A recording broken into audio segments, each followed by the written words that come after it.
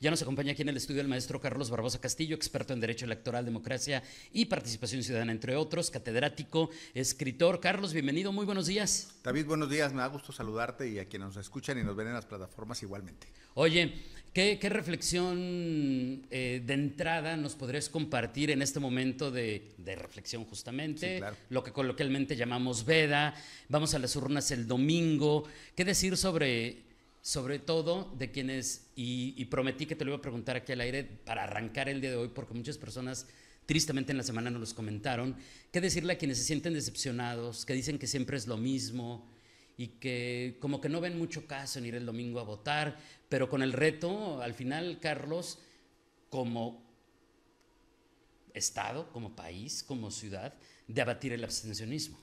Me voy a remitir, si me lo permites, David, a la historia. Hace muchos años, muchas décadas en este país, eh, las personas no podían salir a votar. Solamente era un privilegio para quienes tenían mucho dinero, vivían en condiciones de opulencia y la gente que trabajaba de sol a sol era un derecho prácticamente vedado. Este grupo social generó un gran movimiento en este país, pero costó muchas vidas, sangre. Literalmente personas murieron, infantes perdieron sus vidas, porque lo único que pedían era poder decidir quién eran sus gobernantes. Después hubo otra etapa en donde un segmento muy fuerte de la población se le prohibió el derecho a participar en las elecciones, que eran las mujeres. Claro. Simple y sencillamente tenías que quedarte en tu casa, ir a la iglesia y no podías de participar de la vida pública. Permíteme hacer un paréntesis, ojo. De repente los jóvenes piensan, pero eso fue hace mucho. En la línea de historia de nuestro país fue ayer. Ayer. Ayer no podían votar las mujeres. Es correcto. Ayer. Y entonces ellas se levantaron, hicieron manifestaciones, levantaron su voz, sufrieron violencia, las asesinaron, Así es. las secuestraron. Yo no me explico en el México de hoy cómo alguien puede decir, ay, qué hueva, ¿yo para qué voy a votar? Es como estar traicionando la sangre que se derramó de esos trabajadores, de esas trabajadoras que lucharon para tener el derecho al sufragio, o aquellas mujeres que salieron de la, ese estereotipo en el que se les ubicaba, esa caja en donde tenían que romperla a fuerzas y lo hicieron, y que hoy simple y sencillamente haya alguien que diga, no, pues para qué voy a votar si son los mismos, ¿no? Yo creo que hay que regresar a a conocer nuestra historia, lo que significó este derecho, y bueno, pues la democracia se construye todos los días y hoy tiene una nueva generación que construirla en los hechos, en la realidad. ¿Y cómo se hace?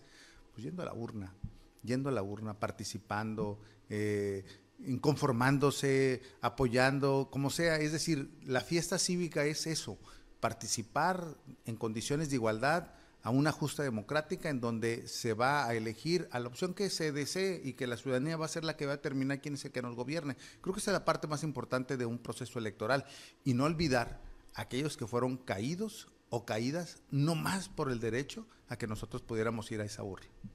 Oye, y en cuanto al descontento de esta frase, es que siempre es lo mismo. Eh, Tal vez yo lo remitiría también a otros temas, no sé qué pienses tú, como por ejemplo, todos los partidos han tenido, todos, yo creo, todos han tenido grandes figuras y todos han tenido terribles figuras. Y además voy a decirlo, voy a hablar en términos de democracia. Hubo un tiempo en este país en donde expresar siempre es lo mismo costaba la vida. Hoy expresar siempre es lo mismo es producto de la lucha de esas personas que dieron su vida, literalmente dieron su vida, para que hoy una generación pueda decir, son los mismos o es lo mismo. Y entonces un tributo a esos que nos permitieron hacer esta expresión de libertad es ir a votar, ir a la urna y rendirle tributo a esas personas. Oye, si en este país literalmente hubo personas que se prendieron fuego, hubo personas que fueron encarceladas, hubo personas que fueron fusiladas, hubo personas que fueron torturadas por el simple hecho de querer ir a una urna a votar. Se consiguió, y que ahora haya personas que digan, no, pues ¿para qué vamos? Yo creo que le faltamos el respeto a esos que dieron su vida. Y uno de los resultados de esto que acabas de narrar, Carlos, es que en la época moderna de nuestro país ya tuvimos alternancia. Muchísima. Sí, ya. O sea, algo que durante 80 años no sucedió. Sí, es correcto. Y mucho más, a 100 años antes, olvídate, era una dictadura, ¿no? Partidos prácticamente... Bueno, el poder se definía con los asesinatos, básicamente, ¿no? Es lo que la historia nos narra, ¿no? Nos narra. Entonces, hoy tenemos esta pluralidad. Hay 9 partidos federales, digo, locales, 7 partidos federales. Se tienen opciones diversas. Sin lugar a dudas, la democracia no es perfecta, ¿no? Eso es un hecho. Pero la mejor manera de perfeccionar la democracia es con la participación ciudadana. Si la ciudadanía participa, cuando lo hace, señala los campos de oportunidad que la democracia tiene. Hay nuevos retos en la democracia moderna y creo que la elección de este domingo va a demostrar algunos de ellos. Pero eso es lo interesante de la democracia, el que podamos siempre ir evolucionando. Algo que no puede estar en tela de juicio es el derecho que tú y yo tenemos para expresarnos en libertad, ¿no? Y eso es algo que debe de consolidarse, lucharse y siempre en los procesos democráticos, que es donde pareciera ser que es donde vienen las intenciones de que ciertas libertades se restrinjan, ¿no? Claro.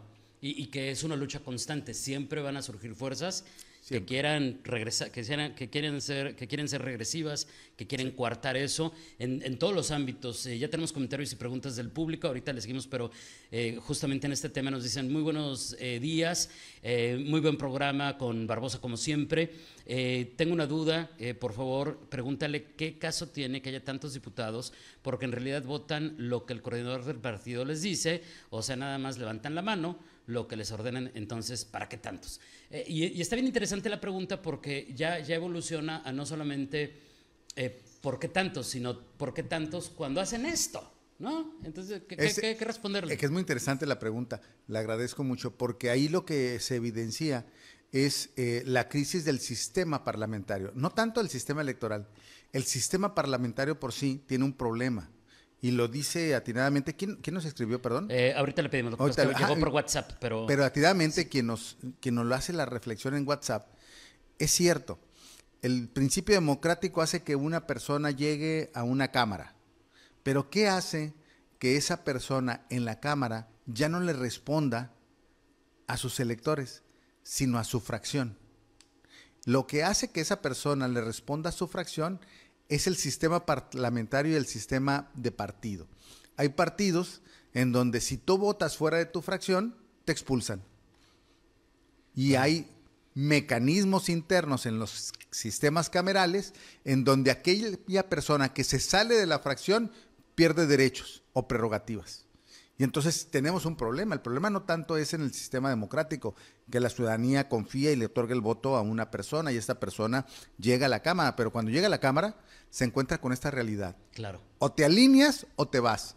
Y ese es un problema del sistema parlamentario, del sistema de partidos, que creo que cada vez que se visualiza, como lo estamos haciendo hoy esta mañana, es una aportación para que cambie. Y déjeme decirle que sí hay manera de, como ciudadanos, castigar o reconocer lo que hace un político cuando llega al poder. Ahorita no podemos, vamos a cuidarnos mucho, no porque Claro. no podamos, pero claro que hay ejemplos que después podremos retomar de personas que dijeron, eso me parece que es una traición a mi pueblo, voy a votar en contra, y los expulsaron de su partido y los congelaron. Los congelan. Entonces, O sea, es un problema. y la gente reconoció a esa persona que lo hizo y castigó de una manera muy severa a la persona que pusieron en su lugar y llegó a decirles a todos, van a votar igual.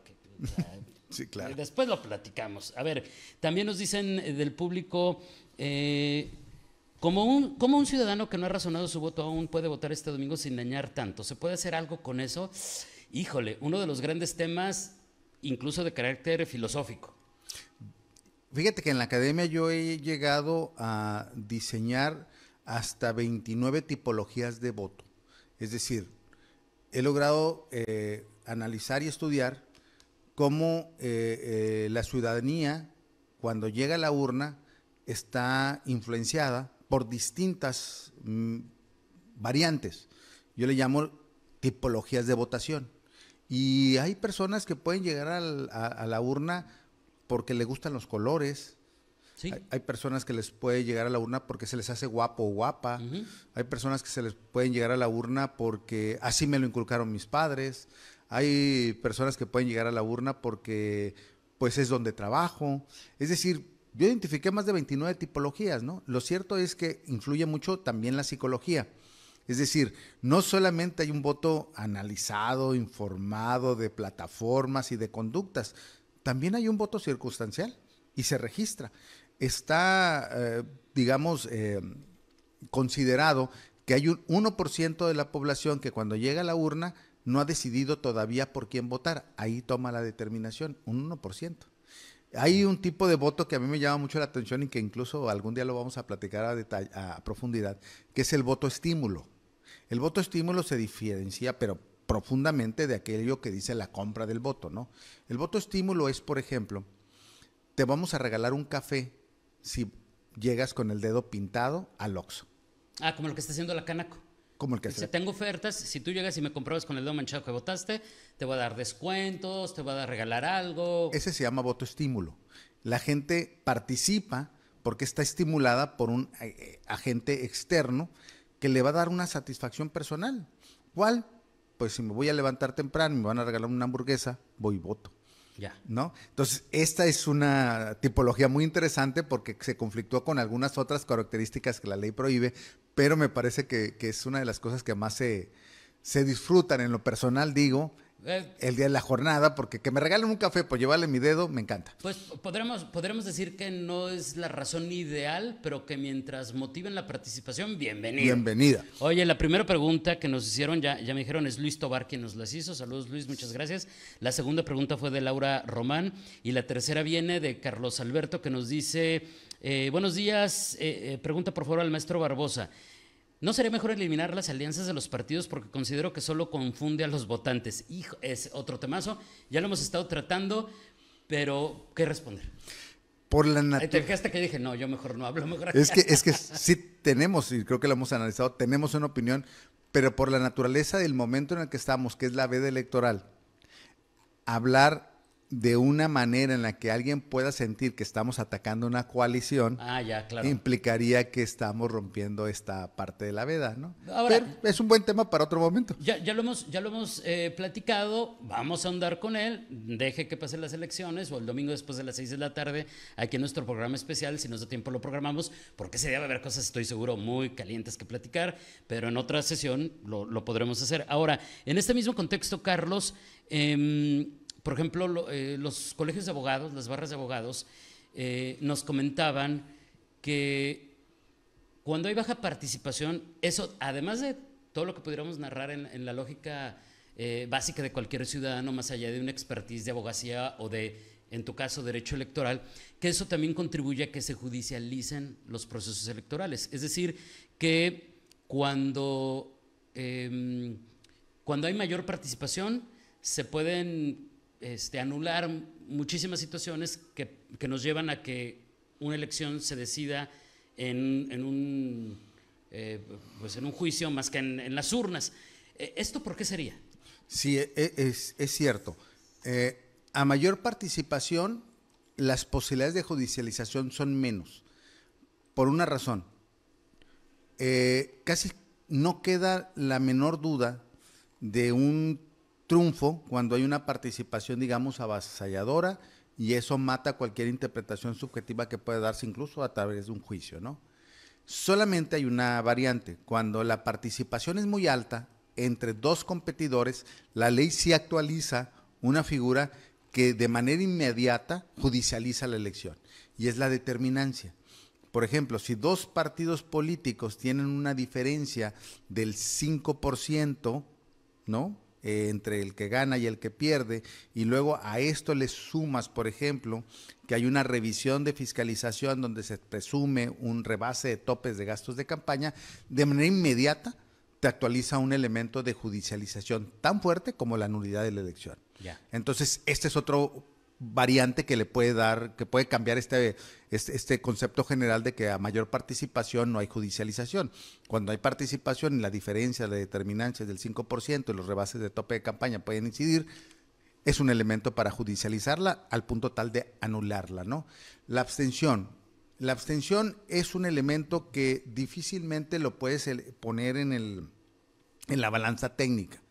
Lo que sí pones en la balanza técnica es el voto nulo.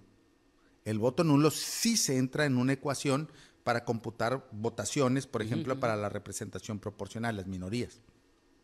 Entonces, ¿qué sucede cuando una persona va y vota a la urna y decide no hacerlo por nadie?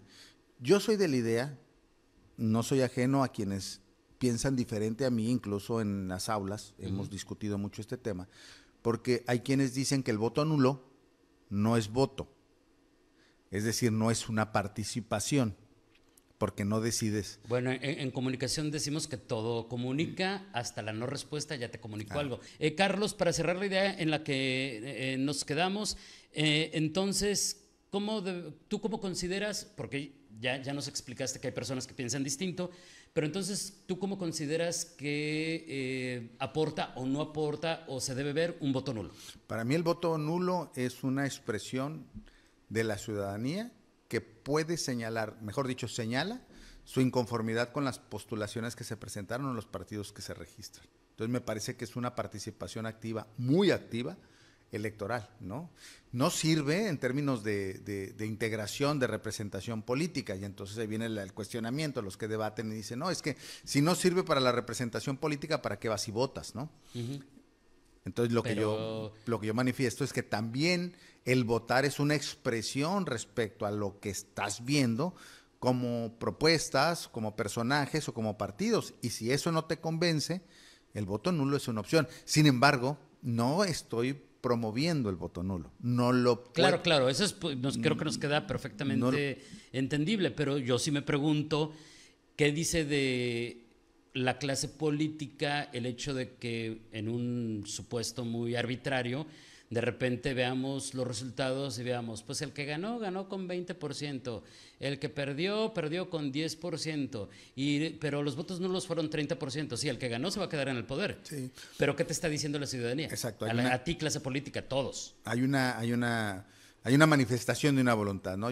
¿Por qué no promuevo el voto nulo? Por una simple y sencilla razón. Como el sistema electoral es de mayoría relativa, pues basta con que una persona vote para que se integre una representación política, y eso no es justo, ¿va? Ajá, claro. Eso no es justo, o sea, lo importante es que haya muchas personas que participen, pero como el sistema electoral te dice la mayoría relativa es que quien saque un voto más que el otro ya es, Ajá. Pues imagínate que nomás votaran 3 y alguien sacara 2 y el otro 1, pues ya, con 2 votos, ¿no?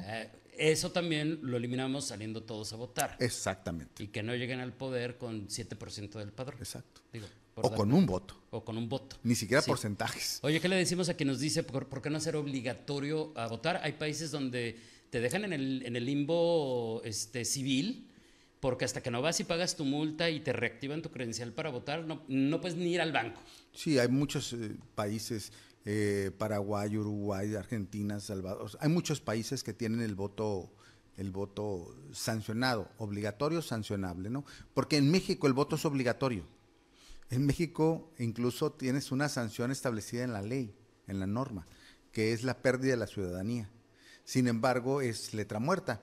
Nunca se ha establecido un procedimiento para quitarte la ciudadanía por no haber votado. Pues, pero en letra, la sanción de nuestro país por no votar es la pérdida de la ciudadanía.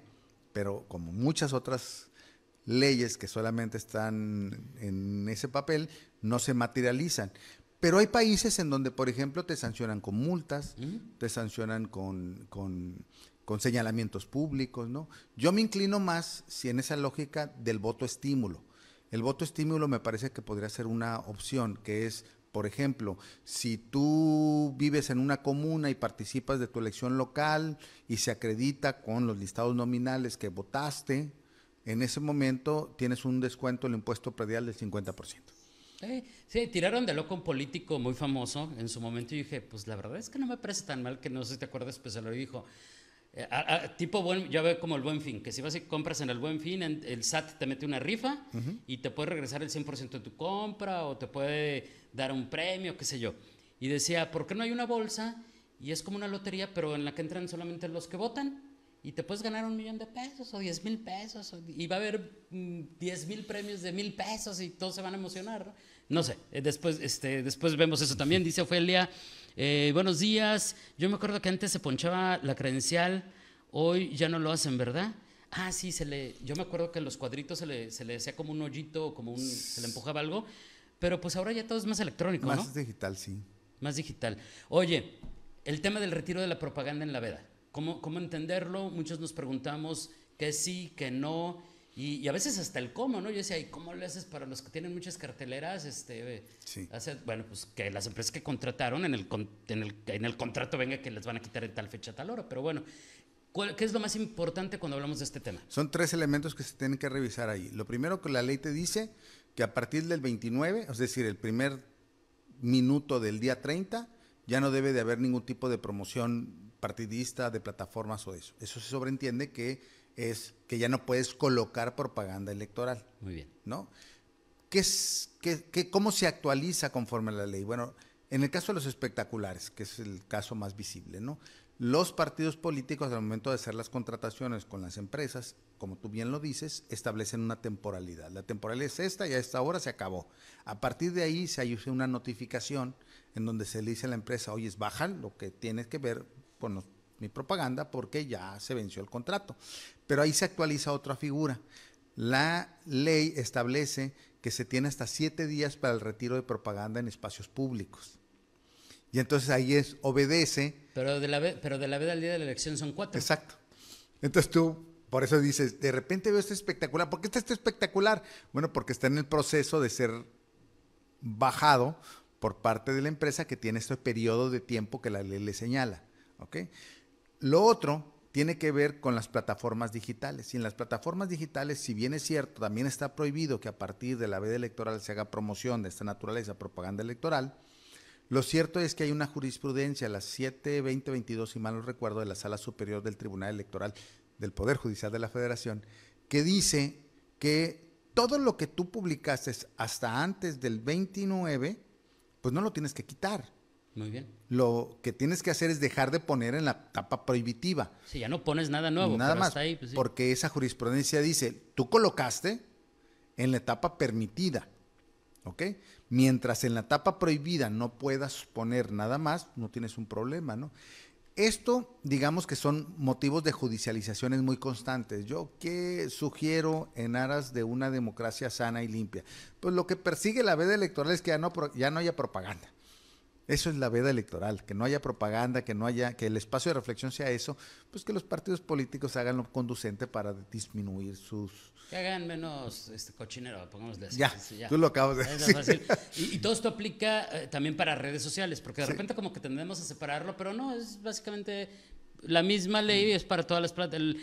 El medio que utilizas no te exenta de la ley. Pues. No te exenta de la ley, ni del espíritu de la ley. El espíritu de la ley en la veda es tranquilidad, que hablemos como ahorita sin hacer señalamientos absolutamente de nada ni de nadie, sino solamente reflexionando sobre el proceso electoral, la democracia, el sistema, y eso nos permite que todos tengamos una idea. Me pareció muy interesante cómo abres la conversación, ¿no? Oye, ¿por qué tenemos que ir a votar? Pues es claro, y lo primero que me vino a mi mente fue, pues porque hubo gente muerta literalmente que dio su vida para que pudiéramos ir a votar. Claro, y hace ratito también platicábamos con Octavio Favela lo que decían del instituto. Y de todo lo que hemos platicado acerca de los daños que genera el abstencionismo y de la importancia de salir a votar, también está el tema de el costo. Es decir, es muy cara la democracia, no solamente en México, en todo el mundo, en todos los países es muy caro. Hay que hacer traslados, diseños, leyes, sesión, X cantidad de cosas. Entonces, entre más gente participe, mejor se aprovecha, más eficiencia hay en el uso de esos recursos, pero ya no está en las manos del árbitro, ni de las autoridades, ni de los partidos. El uso eficiente de esos recursos ya quedó en manos de los ciudadanos. Tú decides utilizarlo o tirarlo a la basura, tristemente. Ese es otro. Antes de que nos gane el tiempo, Carlos, porque ya estamos sobre ello, ya tendríamos que irnos al corte, pero una última pregunta rapidita. La autoridad dio a conocer que dará a conocer los resultados del conteo rápido para la presidencia de la República solamente, senadores y diputados federales después. A las 9 o 9:30 de la noche, hora de Tijuana, o sea, 10:30 de la Ciudad de México. rapidito nada más una reflexión respecto a esto y lo que representa, porque no es lo mismo el conteo rápido que el PREP, ni que el cómputo distrital, ni el resultado final oficial. Es correcto, son figuras totalmente diferentes, ¿no? Digamos que en términos de ciudadanía, lo que a bote pronto nos importa es el resultado preliminar, ¿no? El PREP. Y ese es el que se está anunciando para esas horas de la noche. ¿Qué significa ello? Que ahí la autoridad nos da un primer resultado. Un primer resultado, digamos, de conteo rápido, perdón. De un conteo rápido que se desarrolla durante la jornada electoral con personas autorizadas por el Instituto Nacional Electoral, que es una especie de sondeo o encuesta, no sé si alguno de los que nos están escuchando les ha tocado, que cuando sale te preguntan, oiga, ¿usted por quién votó? Ese es y con personas obviamente autorizadas para ello, y eso te permite tener un conteo rápido. Ese conteo rápido te permite tener rápidamente en la noche un primer resultado. Una tendencia que generalmente, o las últimas décadas, yo recuerdo que siempre ha sido perfectamente atinado. Nunca ha tenido un problema complicado, nunca. O sea, nunca ha resultado, siempre no, cuando avanzó el conteo encontramos que no, que cambió esto. Nunca ha pasado eso. Y de hecho el programa de resultados preliminares, ya cuando se empiezan a analizar todas las candidaturas, su margen de error es mínimo. Muy pequeño. Ahí se hacen excelente trabajo. Entonces, 9:30 de la noche más o menos, hora de nosotros, de Tijuana, 10:30 de la noche, hora de México, sabremos quién ganó la presidencia de la República. Digamos que eso es para la ciudadanía, ¿no? En términos generales.